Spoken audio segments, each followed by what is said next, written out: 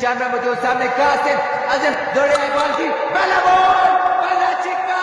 1 minute दूसरा ball दौड़े तेज हुए ब्लॉक पे बॉल बॉल गया बॉडी लाइन से जवाब अपने ओवर का नेक्स्ट बॉल ये दौड़े अंपायर को करेंगे क्रॉस बॉल अच्छा बॉल स्ट्रेट की जाने खेल दिया कोई भी फील्डर मौजूद नहीं है बॉल जाएगा बॉडी लाइन से मैच 6 रन के लिए कासिम के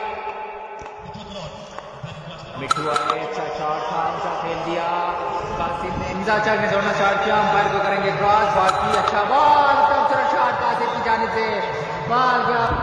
सामने कासिम अब्बासी मुदस्सिर ने दौड़ना स्टार्ट किया अंपायर को करेंगे क्रॉस अच्छा शॉट पहली बॉल पे पहला छक्का दे मारा नंबर के शॉट से बेतान किए हुए तीसरे ओवर का खेल जारी बॉलर आए अच्छा शॉट अच्छी शॉट कासिम की क्या शानदार दौड़ना स्टार्ट किया मुदस्सिर आए बॉल की अच्छा शॉट फील्डर बॉल के निशानी और ये भाई दौड़ना स्टार्ट किया अंपायर को करेंगे क्रॉस बॉल की ब्लॉक पे बॉल